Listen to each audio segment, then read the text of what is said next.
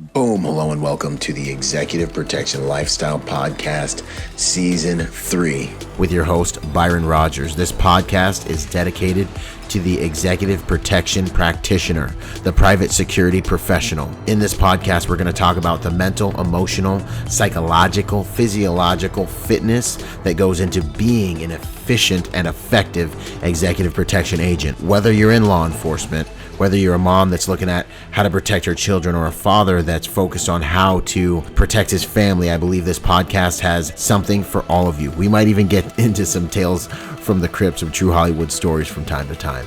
I'm doing this podcast because I feel the reality of this job is simple. If you really want to be good at executive protection, it's more than just a job. It really is a lifestyle.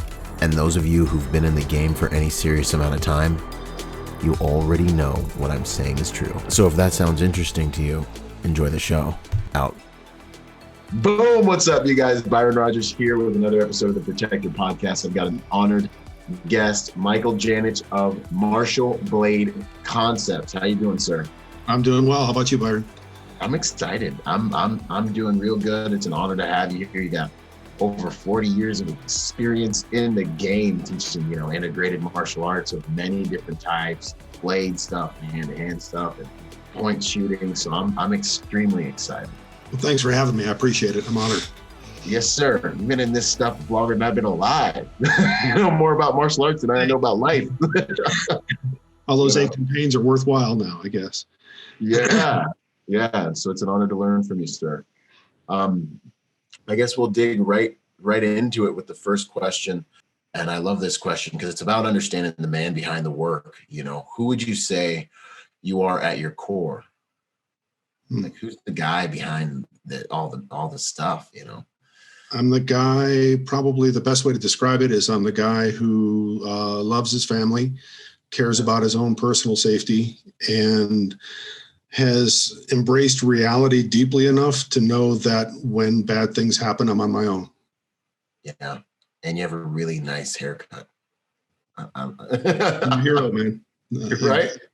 Model success, There's a crutch. No, that's awesome. I the things you said, obviously, I think are some of the most important values of life, but I really like the part where you're talking about, you're able to really look deeply enough at reality to realize, that you're on your own when these things happen. I think that's something that a lot of, I guess people that probably aren't forced to look at reality the way that we've probably experientially had to walk through it, neglect to do, or maybe just don't want to do. I think it's more the latter. I think, ignorance is bliss, and some people cultivate ignorance pretty actively because it's easier.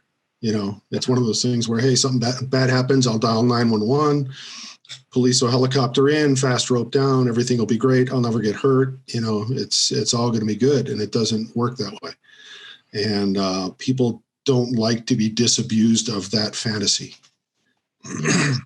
It's like unplugging them from the matrix, I guess. Yeah, that's interesting. I think too, there's it's not a duty, but there is some kind of a responsibility, I guess, as protectors that we have to really find ways to help them realize that truth and make it palatable and understandable, So it's awesome that you're teaching these things and walking people through these things, for sure. How did you get into doing what you're doing? Got interested in the martial arts back in the early 70s. So it was Bruce Lee era, Kung Fu movies, all that kind of stuff. So from a popular culture aspect, it was obviously something that was, very much popular at the time. But also I grew up in a place called Cicero, Illinois, just literally a half block outside the Chicago city limits. And it was just kind of a grungy little industrial area. And we had our share of both kind of homegrown crime there and also crime that would spill over from Chicago into our area. So self-defense was, a useful thing to have based on that environment. So those two kind of went hand in hand. And as I started to get into things and study the martial arts, you start to realize the difference between, okay, what's fun to do and what's cool to do from a physical, challenge standpoint and from an athleticism standpoint. And then you look at it and say, okay, well, what's going to keep me from getting my ass kicked? Right. Eventually you start to reprioritize, especially once you get your ass kicked a few times. Yeah, no, that's awesome. So there's kind of like a situational demand was kind of placed on you. I think something we see in the world now that's interesting is that a lot of people are able to live their lives without feeling the pressure of that demand until it sneaks up, until that, the Ouroboros chaos like comes up and gets them one day and they're like, oh my gosh, a lot of it is just the paradigm shift that we've had as far as culture. Yes. If you talk to anybody my age and you say, hey, tell me about your, what schoolyard fights did you have when you were a kid? And they'll just kind of rattle off a list. Well, yeah, I was this kid in 6th grade and this kid in 8th grade. And they'll go through all that stuff and talk about black eyes and bloody lips and loose teeth and all that kind of stuff. And that was just, part of growing up. And now it's interesting because I'll talk to like law enforcement trainers and they'll say, I've got guys going through the academy who've never been in a fight. They've never actually had somebody throw a punch at them, and they, trying to get them to do scenario-based training when they've never even had a fat lip is a huge jump. So, it becomes one of those things where, again, once you have that experience, it doesn't have to be a life-threatening experience, but I mean, getting punched in the face is a sobering moment, and it kind of, you know what, I don't want that to happen to me anymore. Let me figure out how to do something about it. And, it becomes that catharsis that you need. Yeah. A lot of people have never had that. And the longer you go without that, when something bad does happen, the more disruptive it is to your values and everything else. You freak out at that point because it's like, well, shit, I've made it this far. And, this has never happened to me before. Okay, you've been lucky. And sadly, the way that society has evolved, everyone's a special snowflake and all that kind of stuff. And that stuff's not supposed to happen to them. We have a zero tolerance policy. Well, that's right. Ultimately, it's made a lot of people a lot weaker and a lot less in tune with reality. Yeah. So there's like, and I talk a lot about like the privilege of suffering and being honored by your enemies and the quality of the problems you get to solve. So there's like a privilege of getting into a confrontation. There's like a privilege of getting punched in the face. It widens your awareness. And it is a gift. It's not necessarily one you ordered, but it's one that you receive. And then what you do, you got, 2 ways to look at it. Either you embrace it and you say, I'm going to benefit from this and I'm going to grow from it and I'm going to be better prepared next time. Or you say, okay, this is a one-off thing and I'm going to go back to burying my head in the sand. So it really is a gift and a privilege if you embrace it as such. Yeah. Perspective dictates performance. That's good stuff. Absolutely. What would you say about why you do? You've been in this game for, a long time, as I mentioned. Why is it that you continue and you do what you do? It's probably changed over the years, but there's a number of different reasons, and yeah, it has changed over the years. When I got involved in martial arts and started training in different stuff and getting exposed to different things, I kind of drifted around, and I spent hours and hours learning jumping, spinning kicks, and all this wild stuff and everything. And then you get to a point where you realize, that's an athletic pursuit, which not to say that it's bad, but what do you do with it? Unless, you're going to be in a movie somewhere or something like that, or that is your pursuit to teach other people how to do that. It really doesn't have much direct application. And when you get to the point where you say, you know what, self-defense really is my primary goal, then you need to focus on a skill set that supports that. One of the things also that I found, I've had a lot of really good instructors over the years, and I've also had and worked with a lot of really bad instructors. And one of the most difficult things, I think, in self-defense is finding something that works for you. The operative part of self-defense is self. So whoever you are as an individual, whatever your individual attributes are, your capabilities, that defines what you can bring to the game if you're forced to defend yourself. And that differs from person to person. And the problem with a lot of traditional martial arts and the traditional approach is that they want everyone to look the same. The idea is to clone the sensei. So everyone gets out there and they're all in lockstep and they're all doing the exact same stuff at the same time. And the system becomes more important than the individual. I don't feel that's the best way for people to prepare themselves to protect themselves, because again, you got to take those individual attributes into play. So one of the things that I decided to focus on very heavily was, hey, we welcome everybody. And what we want to do is give you the best that we can give you that fits your individual needs. And then, it's like you always hear this term or this phrase, it's another tool for your toolkit. Okay, well, how big is your toolkit? How much does it weigh, and how much are you going to carry around on a daily basis? I don't need 500 pounds of tools. What I need is enough tools to where I can fix just about anything with what I've got. And the other aspect of it is my toolkit may be a little bit different than the guy next to me. If I'm fixing refrigerators and he's a plumber, okay, there's going to be a little bit of a difference as far as what we're doing tool-wise there. And he chooses things that work well for him. I choose things that work well for me, and we both get the job done well.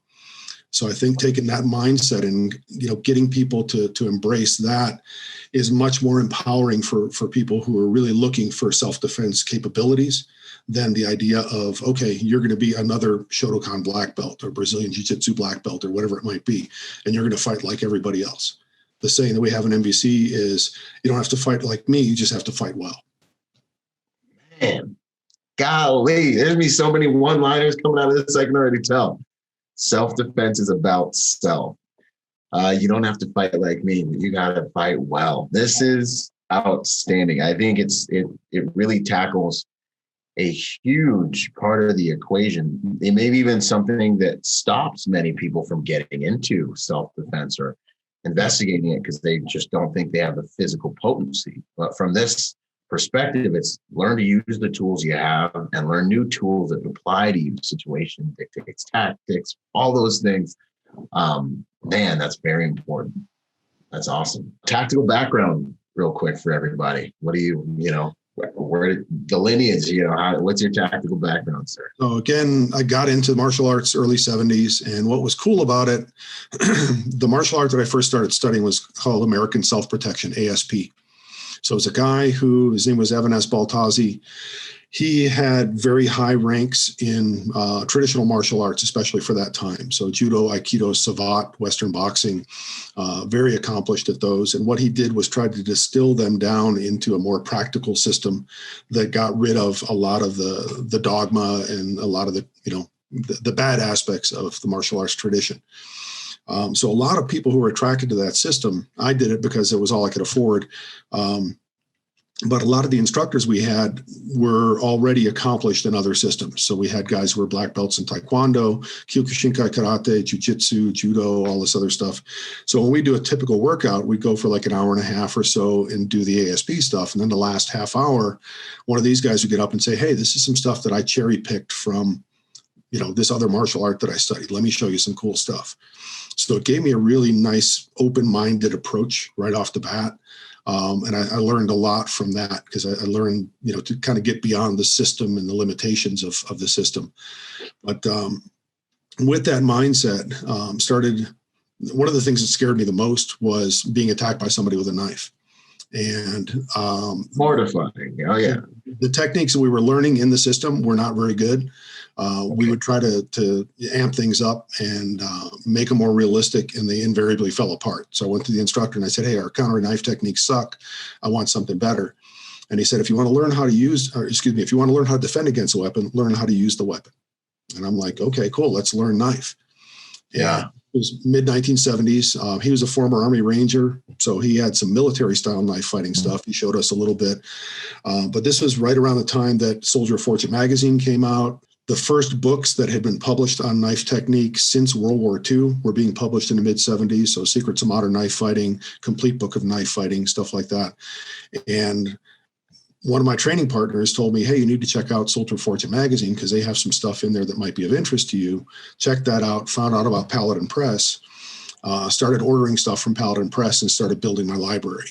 And that's where I found out about people like Colonel Rex Applegate, a lot of the close combat legends, W.E. Fairburn, E.A. Sykes, all that kind of stuff. And I started really digging deep into that type of stuff.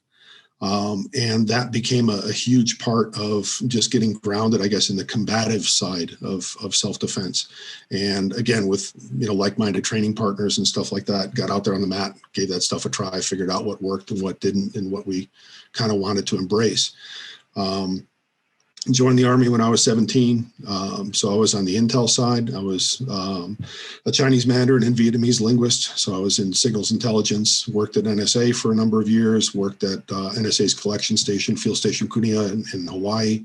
And throughout that entire time, being in the military, you always run into people who are training different martial arts down at the gym. So you go into the gym, there's somebody over there hitting a heavy bag or something like that, and got a chance to, again, kind of become kind of a bastard son of many fathers in the sense of, working with different people and kind of cherry picking what they had to offer. And it was a really nice non-denominational way to approach, martial arts and combative training. As I learned more about the knife stuff specifically, learned about the Filipino martial arts, heard of them and heard that, they were the most advanced edge weapon culture. So I was stationed in Hawaii, went to the Filipino Chamber of Commerce, and I said, hey, I'm looking for training in the Filipino martial arts. They gave me a few names. Unfortunately, the Filipino community was very closed. The fact that I was not ethnic Filipino, I was kind of excluded from being able to train knife stuff. But finally, Raymond Tobosa, Grandmaster Raymond Tobosa, kind of took me under his wing, and he said, I'll teach you stick.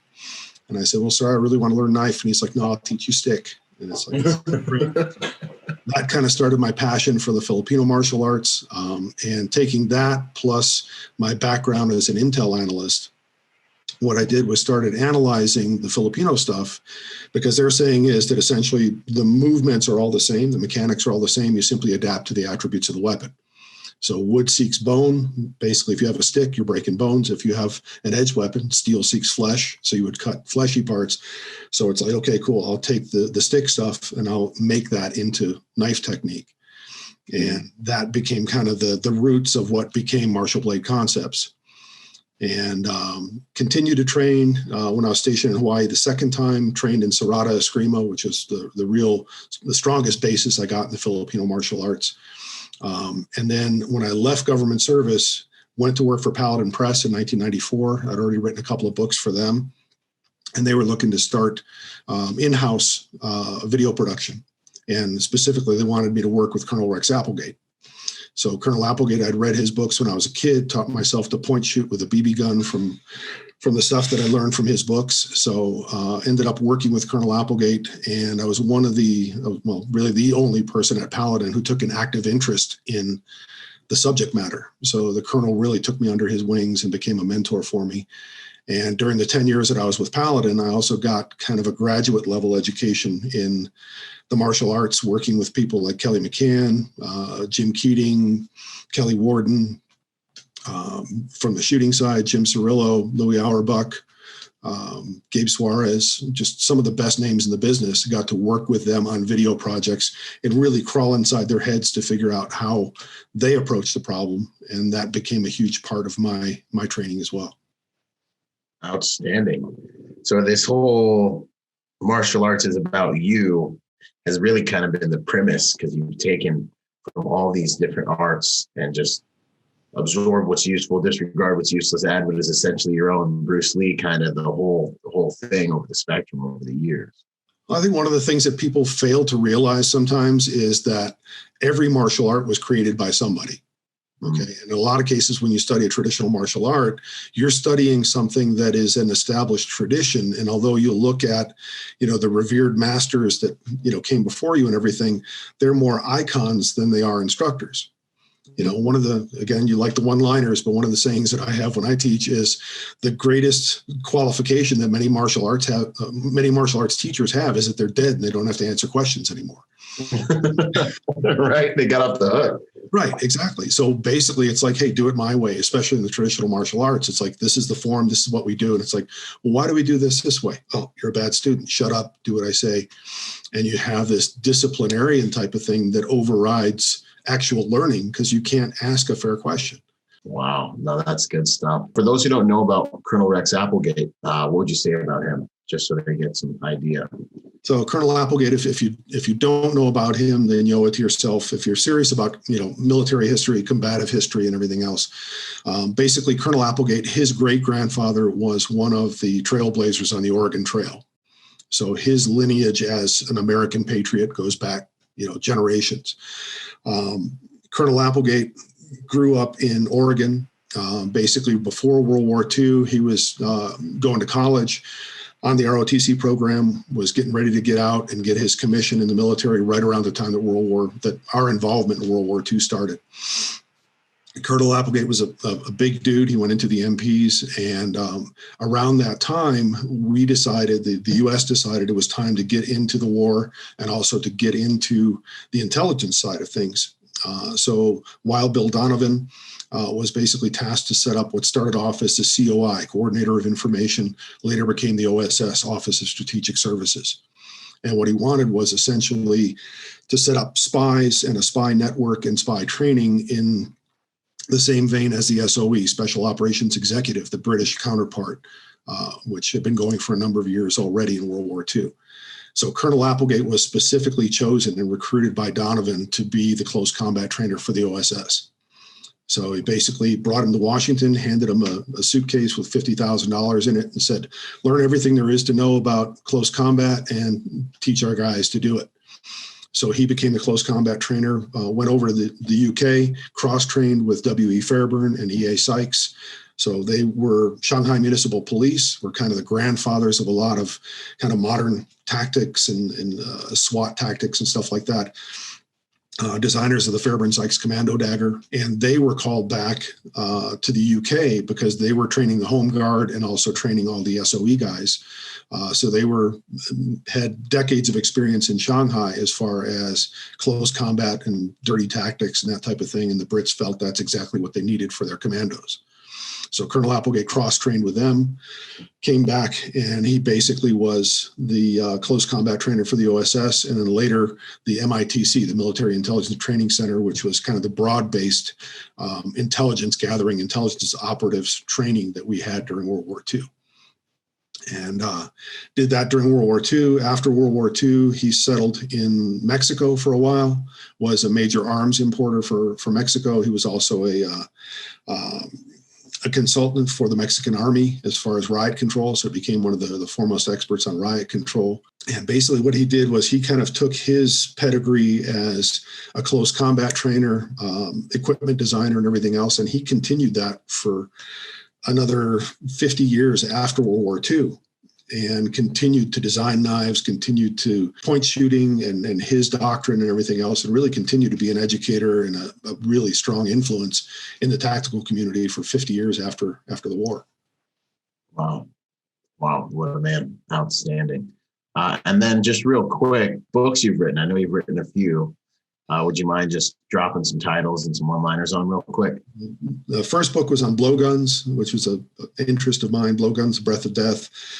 These were all under Paladin. So when I got associated with Paladin Press and started writing for them, did blowguns, knife fighting, a practical course, street steel, homemade martial arts training equipment, Mook Jong construction manual, Bullseyes Don't Shoot Back, which I co-authored with Colonel Applegate.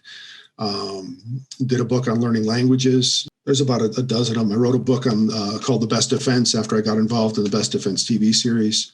So some of those are still in print. I'm trying to bring some of the older ones back since Paladin closed down a couple of years ago. All the rights have reverted to me, and I just need to find enough time to get all that stuff back into print. But they're slowly coming back. Sweet. And they can find all that stuff on your website and all that, or? Yeah, actually the best place if you want to go shopping for stuff, either martialbladeconcepts.com, which is more information on all aspects of what I do, including my seminar schedule. And then there's also martialbladeconcepts.tv, which is the actual e-commerce site for digital copies of my videos and stuff like that. Nice. We'll have that in the show notes for sure. So for everyone listening, what would you say if someone was just grassroots, like I want to start to learn how, I say we have basic needs, food, water, shelter. We're taught about all that stuff, but the need, I believe, to protect yourself is a basic need. What would you say? Where would someone start? What I would say is take a look at where you are right now as far as physical attributes and mindset and everything else, and essentially make the commitment that you want to protect yourself, and then look at what you've got to work with physically, and then try to figure out something that's appropriate. The reason I say that, the way I teach, I kind of consider 4 pillars. So first you have physical attributes. When you're young and strong, good reflexes and everything else, you got a lot to work with, even if you don't have much skill. The second pillar is skill itself. So actual skill in doing specific techniques or tactics or anything like that. Third one is weapons. Fourth one is mindset. It's kind of like when you think of like an equalizer for a stereo, what you're trying to do is kind of tune in all those frequencies so that what you get coming out at the end is, it sounds good. Okay. As far as I'm concerned, what you're doing is you're tuning all those frequencies. So what you get coming out at the end is decisive violence, meaning that you can bring violence to an attacker, do whatever is necessary to make that person stop. So what you're looking at is, okay, if I've got these things to play with, when you're young, again, you don't necessarily need a weapon. You're young, so you've got a bad attitude already. So your mindset is already, you got the confidence you need.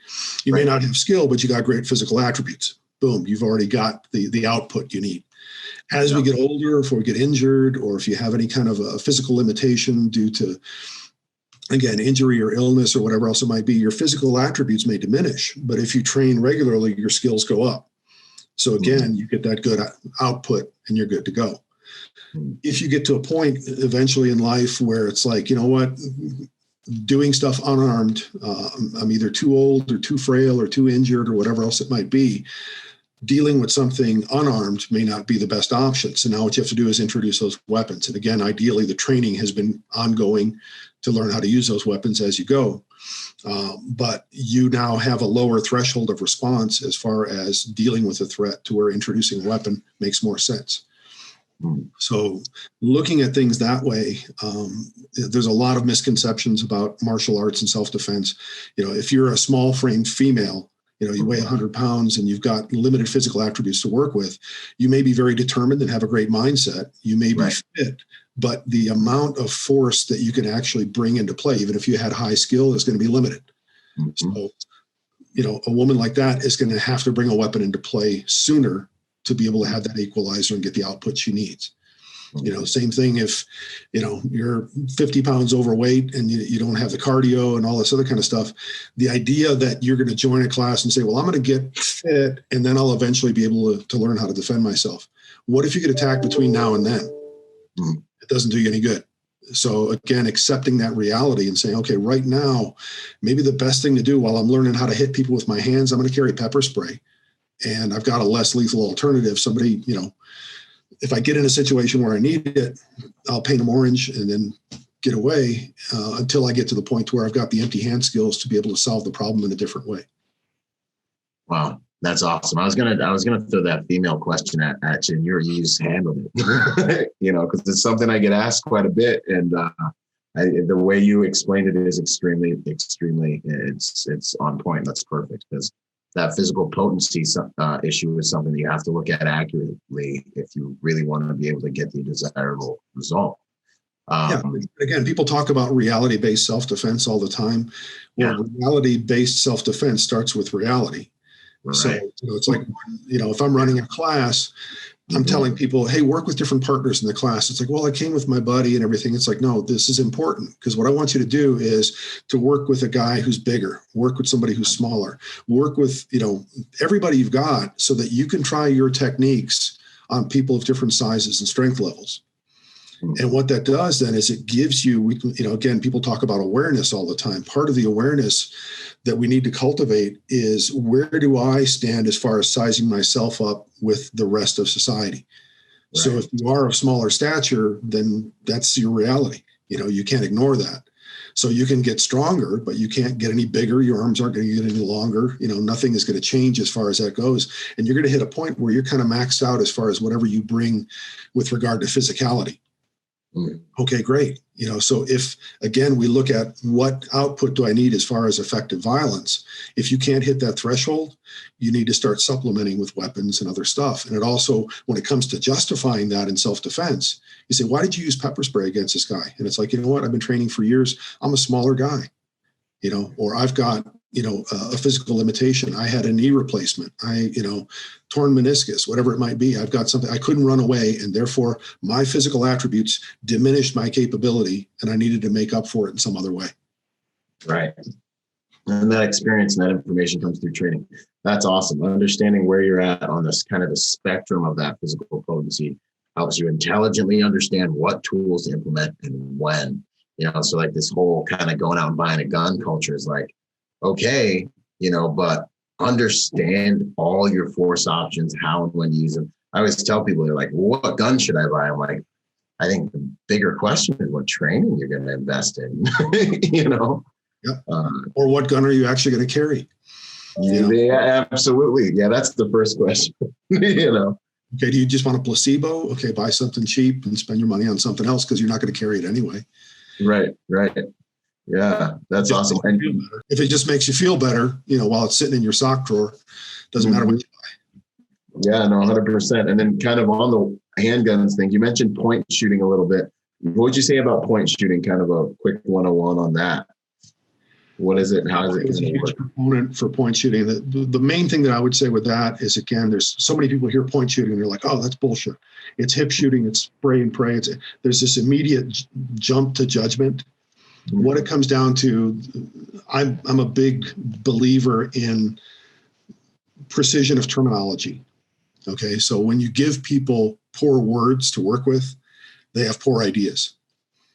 So point shooting, when you think of it, it's like, can you point at something? Sure, no problem. Boom, I just pointed. Okay, what is that? It's your body's way of orienting something kinesthetically. Okay, so it's kinesthetic alignment. Great. Wow.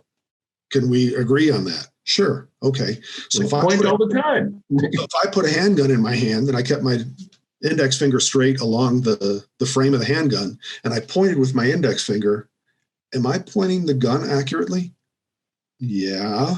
Okay, cool. I would argue that all shooting kind of starts with that process. So regardless of what shooting discipline you aspire to, what stance you use and all that kind of stuff, the first thing you do is kinesthetically orient the gun with the target. Okay. At that point, what it comes down to is how much more precision do I need based on the circumstances and based on the visual resources I've got? Can I see my sights? Are they large enough? Are they visible enough? Is there enough ambient lighting to where I can actually see my sights? And if it's actually a violent encounter and your body alarm reaction has been activated, sympathetic nervous system has kicked in, your pupils have dilated, and now you've lost near vision acuity, can I actually see my sights even if I tried to look at them? You put all those things together and it's like, you know what? Hey, good enough. Bang. Yeah. Understanding all that stuff. There's a big difference, just like, when we talk about martial arts and self-defense, you have shooting and marksmanship and the mechanical aspects of, firing a weapon.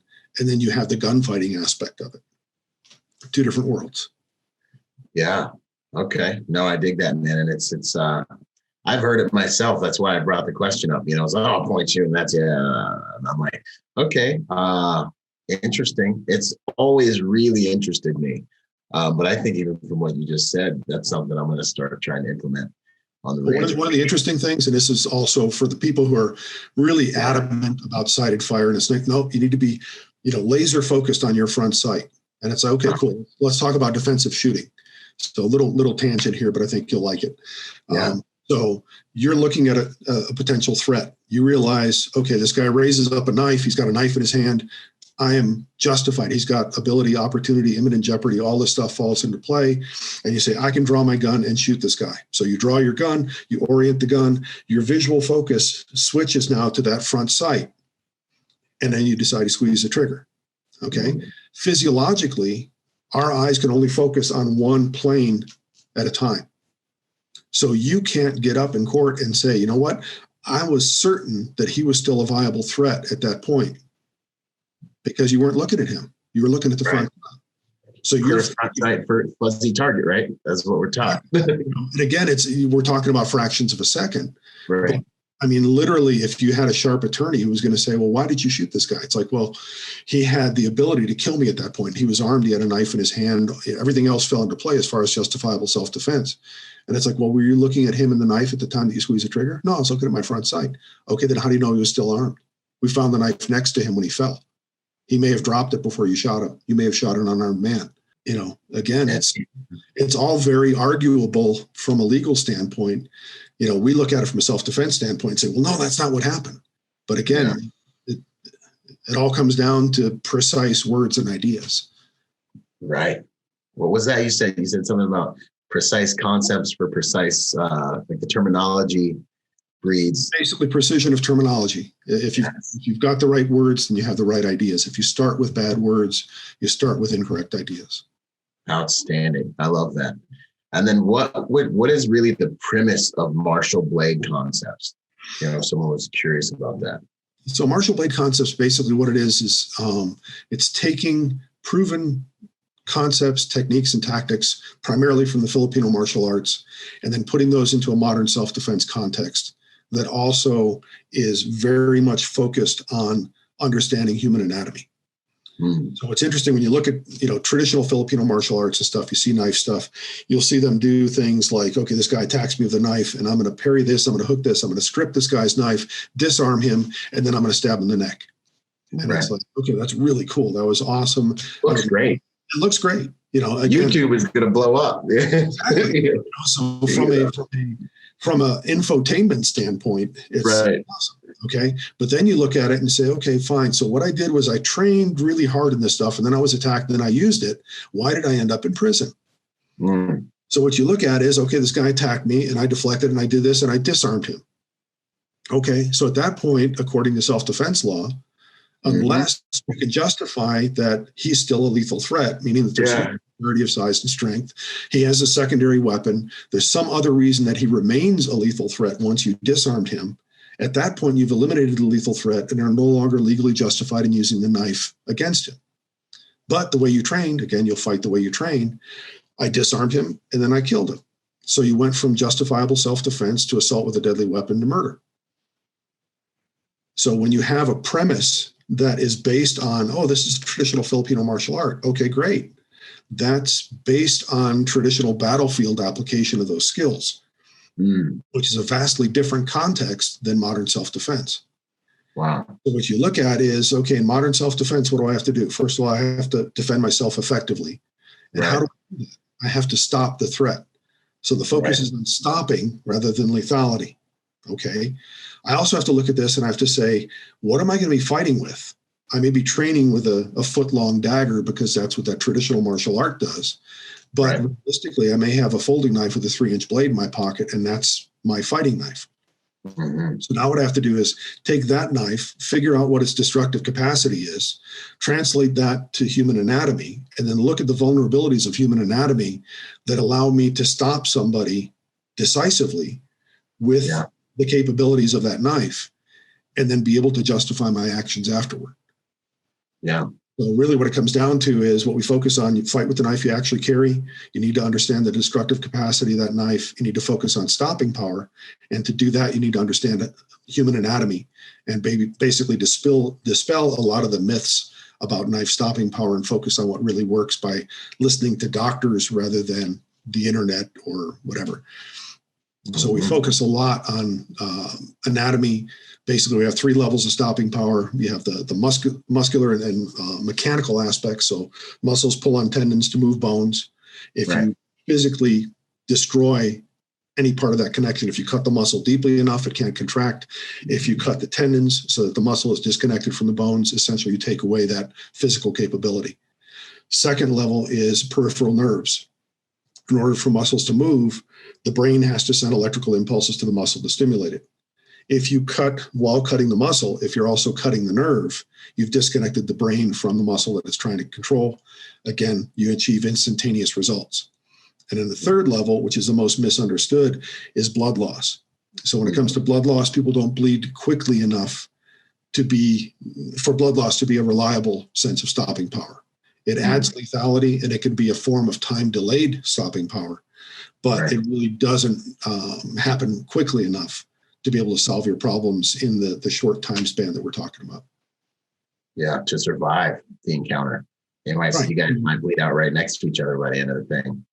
Again, I tell people, it's like, okay, let's think of, again, one of the aspects of MBC is we look at being able to use the knife to defend against any kind of justifiable threat. So if we imagine a guy with a tire iron who says, I'm going to bash your skull in, how long do you want this guy to have the opportunity? Bash your skull. Yeah. Right. How long do you want to wait? How many swats do you want him to take? Ideally none. Second choice would be no more than one. Okay, great. So the longer you leave him capable of that action, right, the more danger you face. So the stopping power has to be as instantaneous as you can possibly get. And that's why focusing on the mechanics of the body parts that allow him to be dangerous to you, unlike shooting, where you're basically hitting ideally central nervous system to shut the whole body down. With a knife, it doesn't have the capacity to do that effectively. So what we look at is, okay, what parts does he need? He needs to be able to grip the weapon. Great. Cut his flexor tendons. Hopefully he drops his weapon. If you can't do that, cut bicep and tricep so he can't wield the weapon effectively. Next target is the quadricep right above the knee. If he can't stand up and he can't achieve mobility with a contact distance weapon, you can create distance and create safety quicker and more efficiently than trying to kill his entire body to make his arm stop. Wow. Outstanding. Wow. Yeah. Good stuff. Very well thought out. That's interesting. I've been doing a lot more blade work, a lot more training with blades. We're having some blade experts at this upcoming protection symposium. And I haven't heard it explained like that. A lot of what I've seen and heard is really focused on the pumpers and, like the blood, that blood loss and things like that. But going for that, it reminds me of the Marine Corps when we're hunting tanks with my MOS, being a 51, it's like going for that mobility kill is also an extremely viable option. The catastrophic kill might come with the human body, but that mobility kill is pretty great. And it's probably cleaner in court. The other thing is, again, when you look at the MBC and how it differs from a lot of other systems, there's a lot of stuff out there now that is very thrust focused. And there's also this misconception that, okay, if somebody uses a particular technique in prison, then obviously it's effective. Well, no. People will argue that, prison style knife fighting, that's where it's the pinnacle of functionality. What they forget is it's all improvised weapons. So when you have something that really doesn't have an effective cutting edge, your tactics are based around the point. They have to be. Okay, so if all you got is a sharpened screwdriver or a toothbrush or whatever else it might be, that's all you got to work with, and that's basically going to dictate your technique. Well, what it also comes down to is I've been an expert consultant on a number of legal cases where knives were used in self-defense. Interesting. Claimed to have been used in self-defense. So what's interesting is have people approach me and say, I was attacked, I used a knife, defended myself, but now I'm being accused of a crime and I need your help in my defense. So it's like, okay, let's take a look at this stuff. So you start looking through coroner's reports and stuff like that. You start looking through police reports. And when you've taken into consideration that the vast majority of knife use out there, more than 99% of knife use is going to be felonious. It's going to be a bad guy doing something illegal, in many cases to an unarmed person with a knife. That's what the courts, that's what law enforcement officers, that's what everyone else is conditioned to seeing. Right. Their perspective is based around that. So if you now replicate that kind of behavior with your technique, where it's like, okay, I'm being attacked, I'm going to stab this guy as many times as it takes for him to fall down. Your work product looks exactly like a criminal assault, even if you were fully justified in self-defense. Wow. So now when you say, well, I'm the good guy, and it's like, well, I'm sorry, but this steaming pile of meat over here that used to be a guy, it looks exactly like the guy that I saw stabbed last week, and then the two guys that I saw stabbed the week before. And again, from the perspective of the system, they're looking at it's like your behavior is consistent with that of a criminal. Therefore, we're going to judge you like a criminal. Wow. If you focus on being able to say, I cut him here to try to make him drop his weapon. He didn't drop his weapon, so I cut his tricep so he couldn't swing the weapon at me again. Then I cut his quadricep. he fell down and I backed up. Okay, that all sounds very plausible. Even if you have an attorney who's now saying, well, no, you tried to kill this guy because you cut his brachial artery, you did this, you did that. And it's like, these were the targets I was specifically going after. I'm aware of the anatomy that was adjacent to them. But again, I was in fear for my life and fear of grievous bodily injury. And I purposely chose to train in a responsible, ethical system that allowed me to save my own life without unnecessarily endangering his. Wow. So it allows you, it's like they say at gun sight, you got problem one, problem two. Problem one, move through it. Problem two, keep your house, keep your car, stay out of prison. Yeah. And that in modern self-defense is a huge consideration. And if you don't take that into consideration, whatever training you do, again, as cool as it may be and as much fun as it may be, if it paints you into a really dark corner when it comes to the legalities of your actions, you need to think again. Lose problem or battle number two. Right. Outstanding. I'm just over here just mind blown with this approach, this perspective. It's outstanding. Yeah, I'm still chewing on that. No, that's great stuff. I know one of the things you mentioned was there's just a lot of stabby kind of murdery content out there.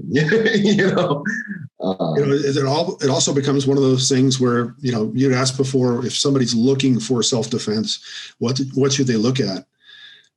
We all live in social media. We've got all these things out there, and everything becomes a matter of public record.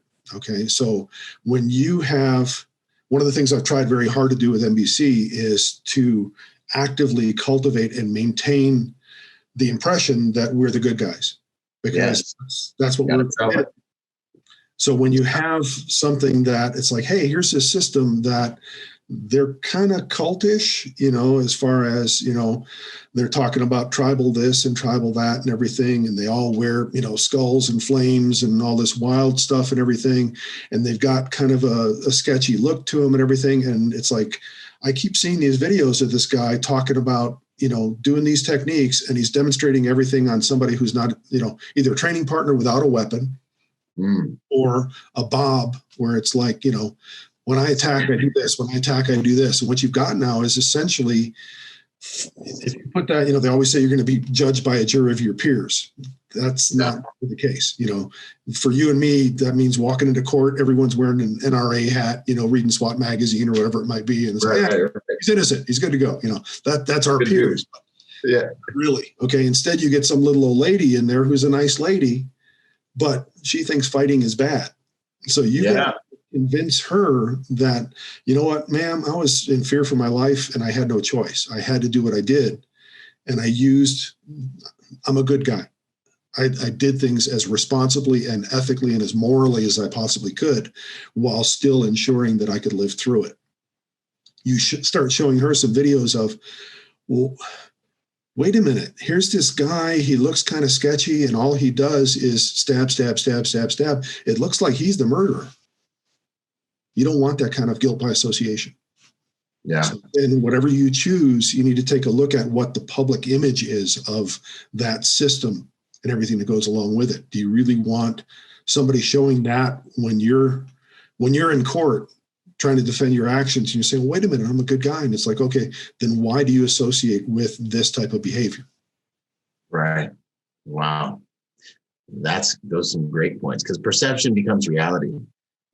Always. Perception becomes reality, and it's not always your perception, depending on the context of your situation. Wow, that's awesome. So then, what would you say about lawful, really effective blade selection and the types of blades that civilians should look at to carry, EDC considerations and things like that? I get that question a lot. People say, what's the best knife for self-defense? And I'm saying, my first answer is, okay, take a look at all the tactical knives out there. Look at the number of them that actually have matching training knives and start there. It pares it down to about 1% of the overall selection. Because what you need to do is to have a trainer that replicates the mechanical function of your actual knife, because the key is training. If you don't have that, then you're kind of screwed. So that pares the field down really, really quickly. My go-to is the one that I designed. So it's basically, this is a Spyderco Yojimbo 2. Yeah. It has a matching trainer. This is what I carry every day. So I'm a big fan of what's called the Warncliffe profile with the straight cutting edge, because it allows you with a short blade to cut with full power all the way to the point. There's no point where the blade curves upward and the arc of motion of your arm and the arc of the blade coincide or run parallel to where it diminishes force. It's basically a box cutter on steroids. Yeah, outstanding. What do you just, I got this thing for karambits. What do you think about karambits as a functional blade? How polite do you want me to be? I know, right? Just send it, man. People are going to love you and hate you for this one. Again, from a martial arts perspective, karambits are cool. They're fun. Yeah. Do you know what the ring was originally for? What is it for? So when you go back historically, the karambit was basically a little sickle that was used for agricultural purposes. So in Southeast Asia, in Indonesia specifically, but also southern Philippines, where the karambit was really in most common use. If you imagine somebody out there harvesting rice, okay, so they've got a sheath knife, they pull their knife out and they're like, okay, I've got to grab this bundle of stuff here. I've got to cut this. And then I got to tie this into a bundle and throw it in the basket, but I got to hold on to my knife. Once I cut this, my knife blade is all wet and sticky because I cut this stuff. So what they would do is they'd let it dangle from their pinky. They put the pinky through the ring, hold it this way, cut whatever they need to cut, let it dangle, and then they would tie their little bundle, throw it in the thing, swing it back up, do some more. When they were done, then they'd wipe off the blade and put it back in the sheath, so they didn't have to wipe it off every time. And it was more of a utilitarian type of thing than it was an actual weapon. But they were, poor people. It was an agrarian society, so they learned to also fight with what they had. Right. And the karambit became a natural weapon because it was something they had with them, and it was something that was accessible and everything else. The thing is, when you look at traditional karambit technique, there was very little of the spinning and the flashy stuff and all that kind of stuff. It just, what you'll see a lot of times in pencak silat, the Indonesian martial art, you'll see movements where they're doing punches and stuff where it looks like they're throwing the punch and they're actually a little bit off target. Yeah. And then they'll say, well, from an empty hand standpoint, what I'm doing is I'm either hitting with the ulnar side of my arm, or I'm punching where I can hit targets at an angle, striking with these knuckles. That's the public explanation that they'll give. The karambit's right here. Politically correct explanation. Is designed to plow with the karambit. So when they punch slightly off target, they're actually plowing with the blade. Wow.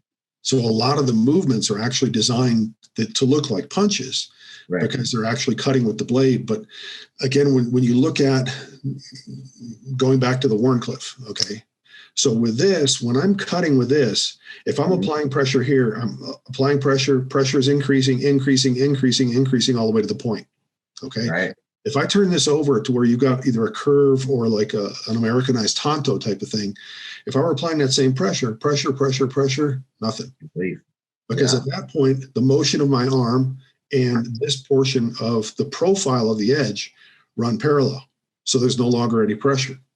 So if you imagine this as the outside curve of a karambit, even if it's double-edged, and you're spinning this thing, what you're doing is you're spinning and cutting with the outside curve without really applying a whole lot of pressure into the target. Interesting. So the cuts are going to be really superficial. When you look at the draw cuts and everything, you're gripping that thing with your index finger. So you've got this ring around your index finger. When you go to cut, what ends up happening is the handle presses really firmly, for lack of a better word, on this knuckle. If you really try to cut with power, it's very easy to break that finger. Okay. Or you hit something inside the body or a clothing item, you hit something hard. Well, the thing is, anything that you want to cut, you should be cutting with maximum force. Okay, so the idea of going through the motions and saying, well, this will be a superficial cut, this will be superficial.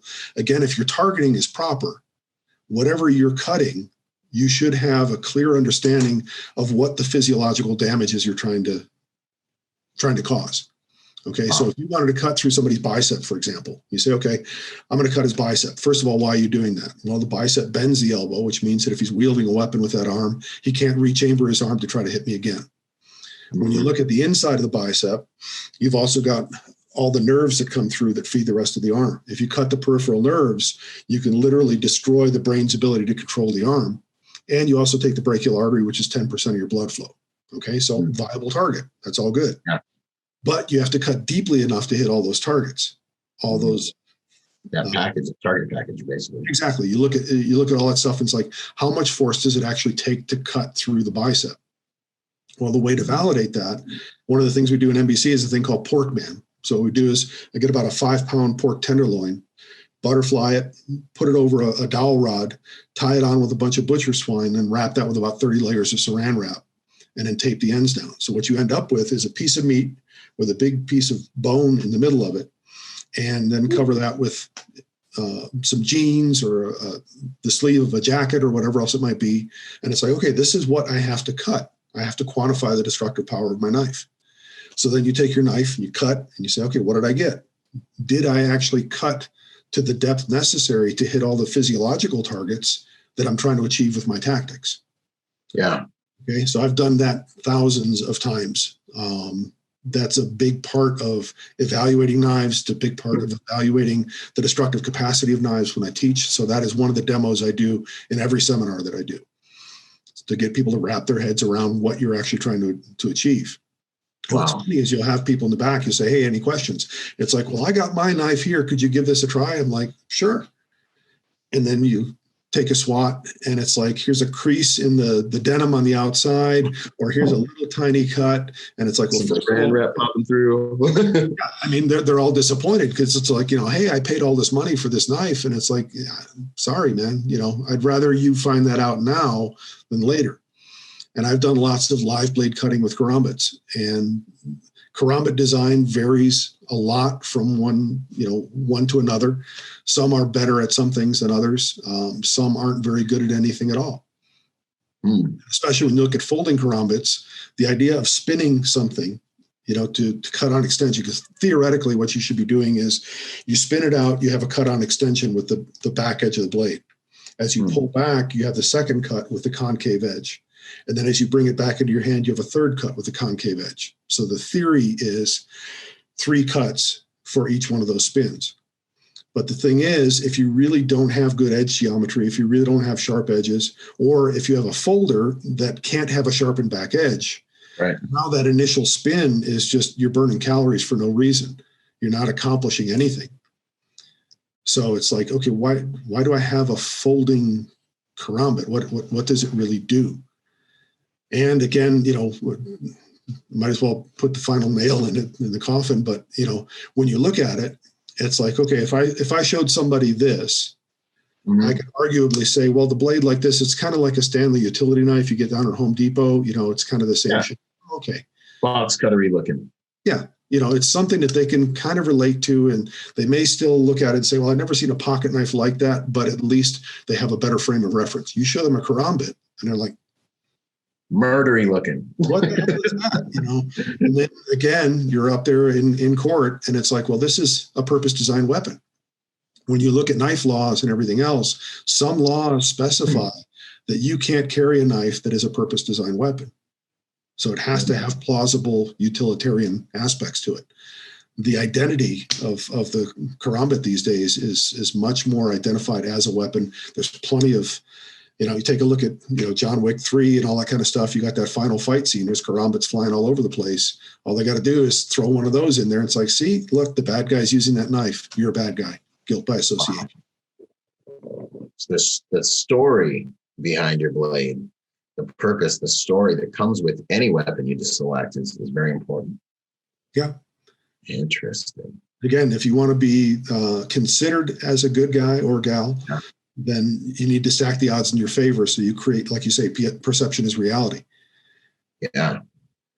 Awesome. No, that's good stuff. That's good takeaways. And then blade length, what would you say would be, how much do you need? Do you need this big knife, or what's a good guy length for the legal length?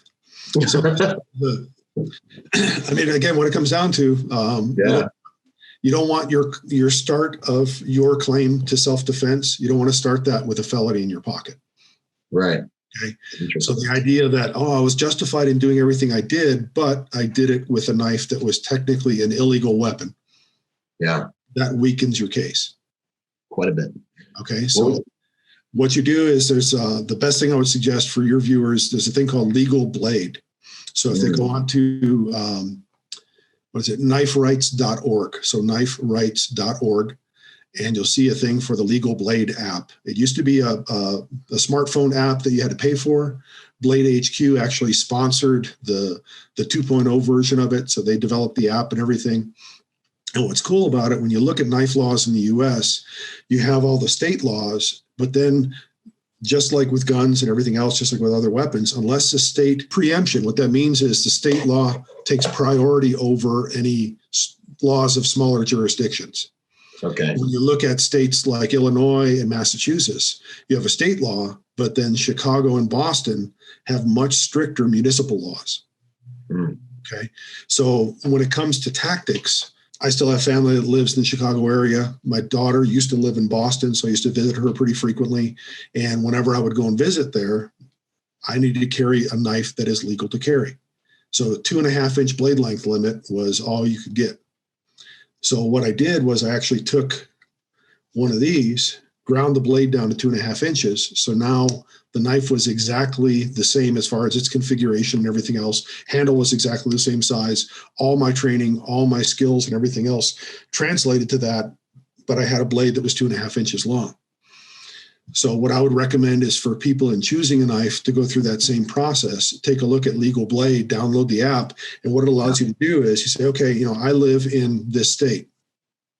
Punch in the state, take a look at the laws, and it'll show you either green, red, yellow, whatever, for the preemption to say, okay, does state law take priority over municipal laws?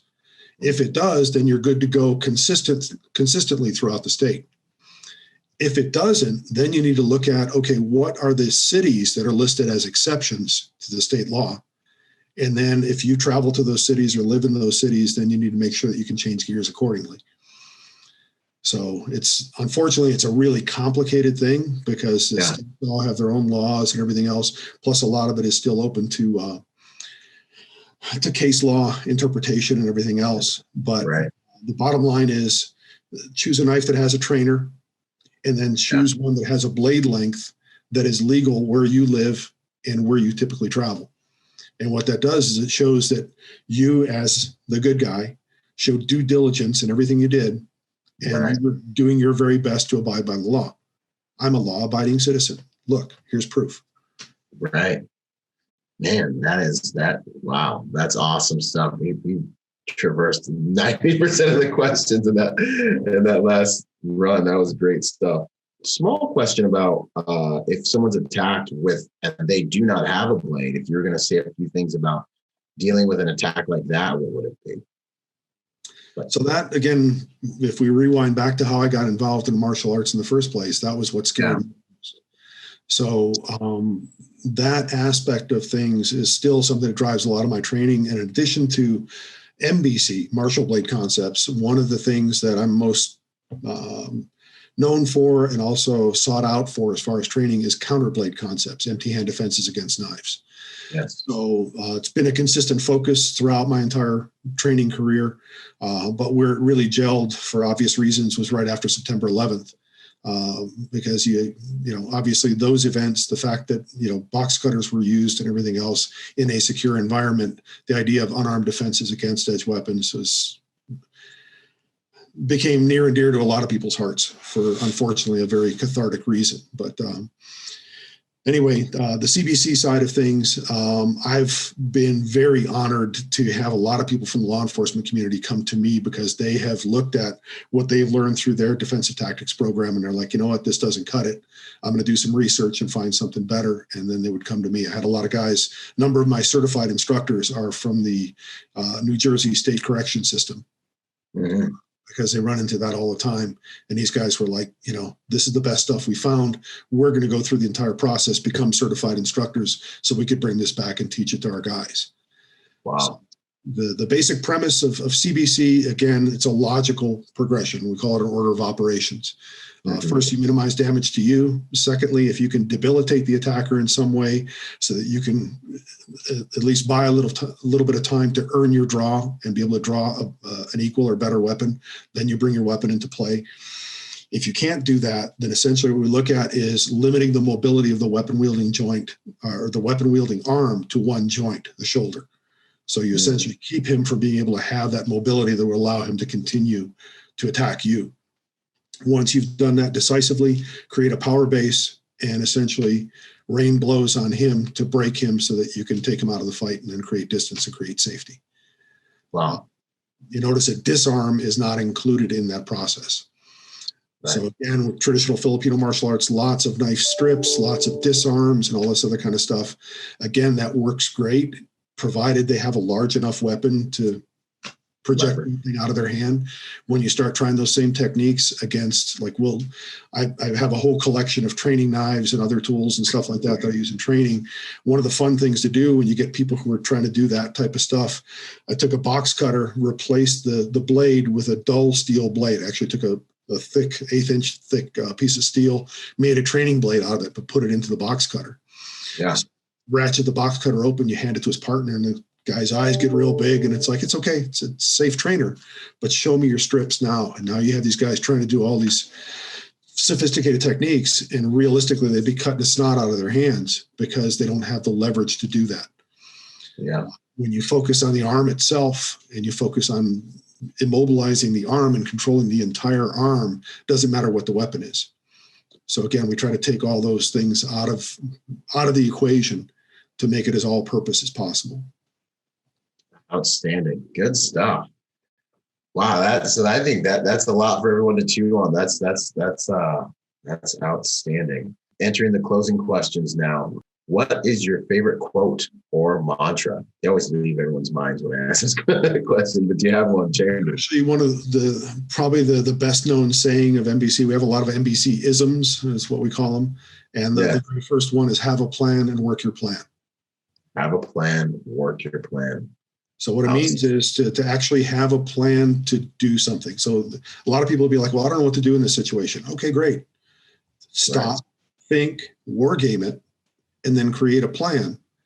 And then figure out how to make your plan as bulletproof as possible so that if you stick to that plan, it automatically takes into consideration the dynamics of a real situation. So rather than having to constantly change things, you say, okay, I'm going to power through because my plan is so solid and so logical and so adaptable that it keeps going and I keep going, even if I run into bumps along the way.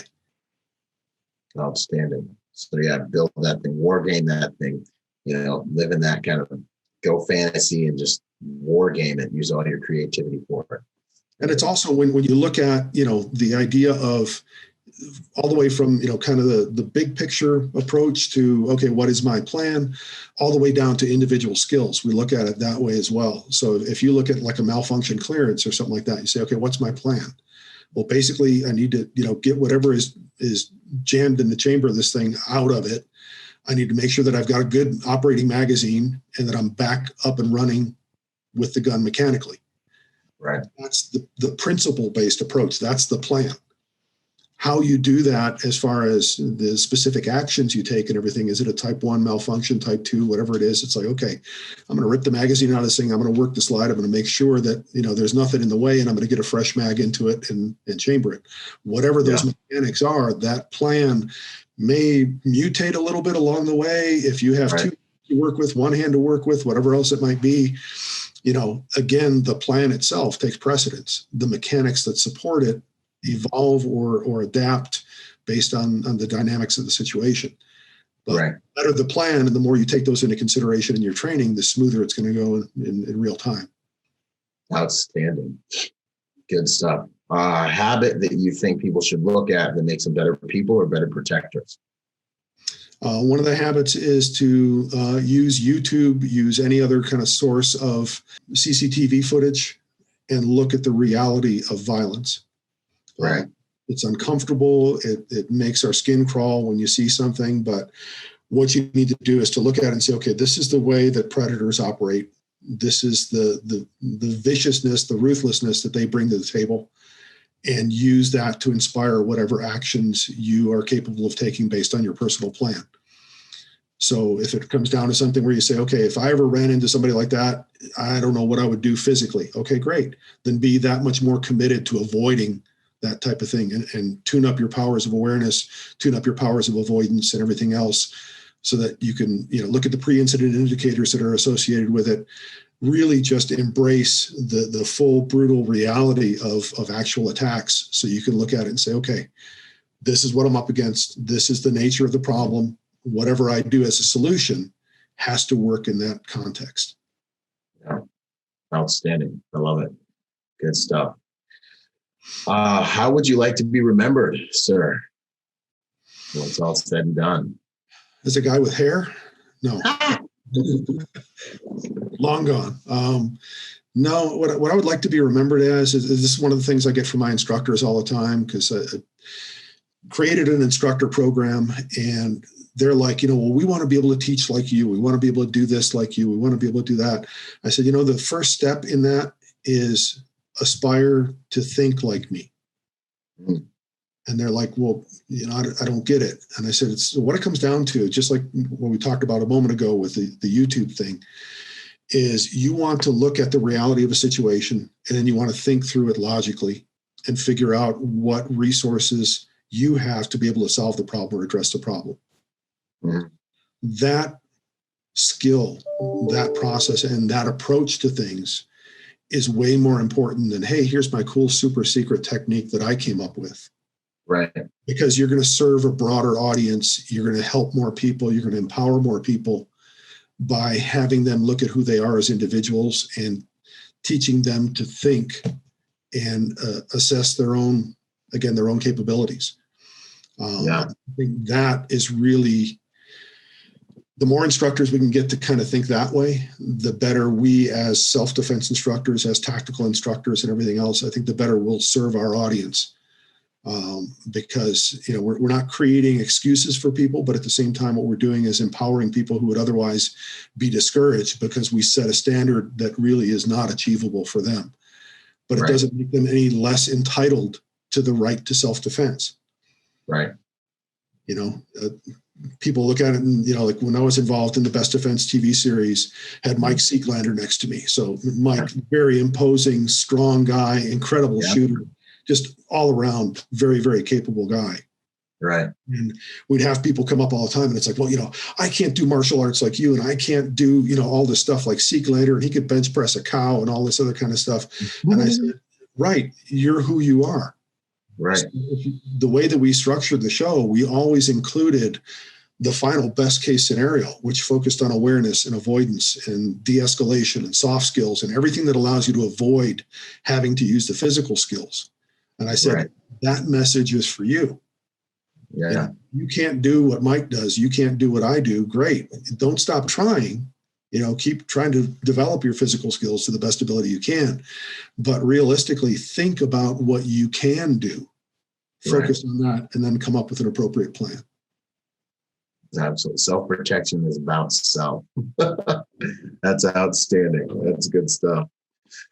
Well, it's been an honor just spend this time with you, Michael. It's been really power packed. There's so much content here for people to soak up. If you guys aren't watching us on YouTube, check the show out. He's got a whole wall full of accomplishments and books behind him.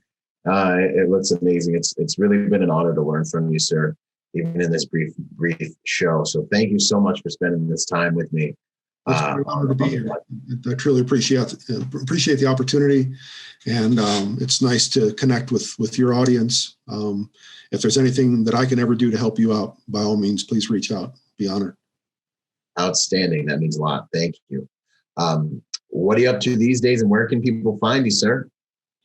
With the pandemic and all that kind of stuff, I'm not teaching as actively as I'd like to, simply because of the limitations there, but we're slowly starting to get back into the seminar schedule. So again, martialbladeconcepts.com is my website if you want to just learn more about kind of my background and what we do. If you're looking for instructional videos and everything, martialbladeconcepts.com also links to martialbladeconcepts.tv.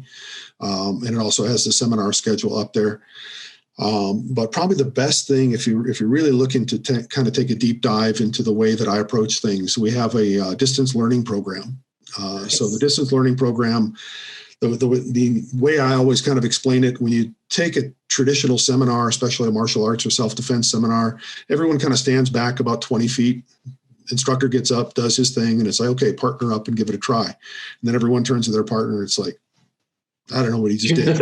Yeah. And the instructor, if he does his thing right, he goes around and he basically gives little mini lessons for each pair of students. And it's like, okay, here, look at this. And in many cases, what I try to create that first person perspective. Hey, look over my shoulder while I do this. Give you that mind's eye view so you can relate left and right sides, create a mental image that you replicate with your own execution of the technique. That's the camera work that we strive for in the distance learning program. So we currently have about 62 hours of content in the distance learning program. It's available as either a monthly subscription or an annual subscription, and adding on average about 30 to 60 minutes of content every month. And what's cool about it is once you get into the DLP, you also become part of the MBC community, and you get access to our online forum, which is a closed forum. We don't tolerate trolls or anything, so it's only people in the community. And at that point, it becomes truly interactive. So let's say you're watching something on YouTube and you say, hey, I saw this thing, or this guy was attacked in this way, and I don't think we have a solution for it. Okay, great. You post that on the forum, get a little bit of discussion. It's like, you know what? We've got a good idea for that, where we can take this skill that we already have in our toolbox and adapt it to the needs of that situation. Let me create a lesson on that. And then I'll build a video lesson. Next month rolls around, you look for your new content, bang, it pops up in your library. And essentially it becomes an interactive learning experience, because you can actually direct where we go with the content. Or if you watch a lesson and you say, you know what, I didn't understand this part. Can you give us more detail? Sure. So it really becomes a really nice interactive way of doing things that we share the information, but we share it at a depth that is much more detailed than what we can do even in a lot of our hands-on training.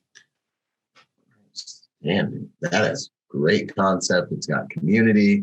It's growing. It's evolving. That sounds like something you guys need to go check out. I'm gonna check it out myself. That's outstanding. And that's found where? That's also at martialbladeconcepts.com. So what you'll find there, and actually, let's stay in contact after we stop talking here. If you like, what I can do is I can create a discount code for your audience. Give them a break if they would like to jump in and take a look at the DLP and everything. Just make it more affordable to them for their diligence and patience and endurance in hanging around listening to us talk a bit.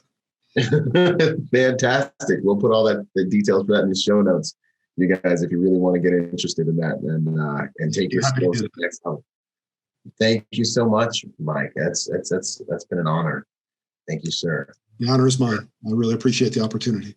Yo, if you're a private security professional wanting to take your game to the next level, go to executiveprotectiontrainingday.com to check out my personal success package for private security professionals. Check it out, executiveprotectiontrainingday.com. And remember, y'all, hard skills do save lives, but soft skills get you paid. Boom.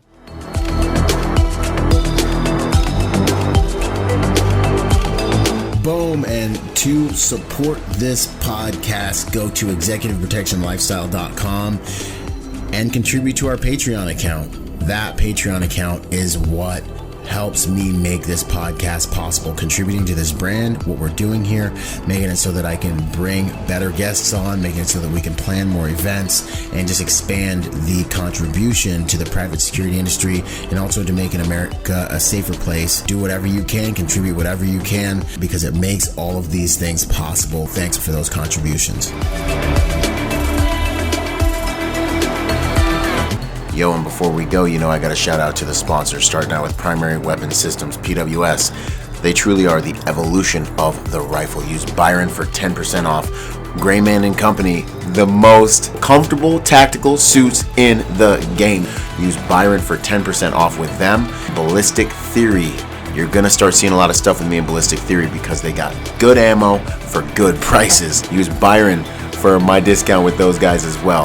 Last but not least, Executive Protection Institute. Hey, go check them out and get your executive protection education on. Until the next podcast, this is Byron Rodgers, protector by nature and by trade. Out. Boom.